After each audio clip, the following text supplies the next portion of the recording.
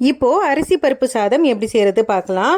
கொஞ்சம் இன்க்ரீடியன்ட்ஸ் வச்சு ரொம்ப சிம்பிளாக செய்யலாம். அதே சமயத்தில் இந்த சாப்பாடு ரொம்ப டேஸ்ட்டாக இருக்கும்.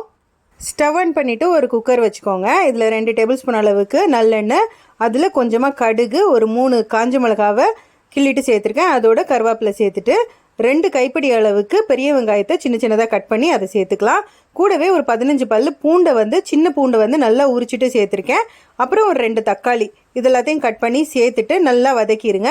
இது நல்லா வதங்கணும்னு அவசியம் கிடையாது, ஓரளவுக்கு வதக்கினா போதும். இப்போ இந்த ஸ்டேஜில் தேவையான மசாலா சேர்த்துக்கலாம். 1 டீஸ்பூன் அளவுக்கு மிளகா பொடி, ஒரு பிஞ்ச் அளவுக்கு மஞ்சள் பொடி, 1 டீஸ்பூன் அளவுக்கு மல்லிப்பொடி சேர்த்துக்கலாம். சேர்த்துட்டு எல்லாத்தையும் நல்லா வதக்கிக்கோங்க. இந்த பச்சை வாசனை போகிற அளவுக்கு நல்லா வதக்குனதுக்கு அப்புறமா இப்போ இதில் 5 கப் அளவுக்கு தண்ணி சேர்த்துக்க போகிறேன்.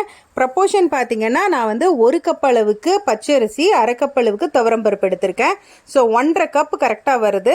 அது மட்டும் இல்லை, இந்த அரிசி பருப்பு சாதம் கொஞ்சம் நல்லா சாஃப்டாக இருக்கணும். அதுக்காக 5 கப்பு தண்ணி, 1.5 கப் அளவுக்கு அரிசி பருப்பு இது ரெண்டும் சேர்த்து மிக்சடாக எடுத்திருக்கேன்.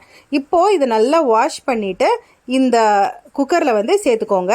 இப்போது இதில் ஒரு தேங்காய் பேஸ்ட் ஆட் பண்ணணும். இது பார்த்தீங்கன்னா ஒரு 1/4 மூடி தேங்காயில் 1 டீஸ்பூன் ஜீரகம் சேர்த்து நல்லா அரைச்சி வச்சுருக்கேன். தேங்காய் ஜீரகம் இது 2 மட்டும் சேர்த்து அரைச்சா போதும். இதை அரைச்சிட்டு நல்லா ஃபைன் பேஸ்ட்டாக ஆக்கிட்டு இதை இந்த சாதத்தோடு சேர்த்துக்க வேண்டியதான். இப்போ இதை சேர்த்துட்டு இது எல்லாத்தையும் நல்லா மிக்ஸ் பண்ணி விட்டுருங்க.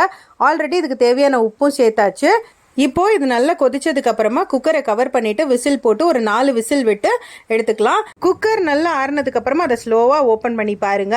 நம்மளுடைய டேஸ்டியான அரிசி பருப்பு சாதம் ரொம்ப ஈஸியாக ரெடி ஆயிருச்சு.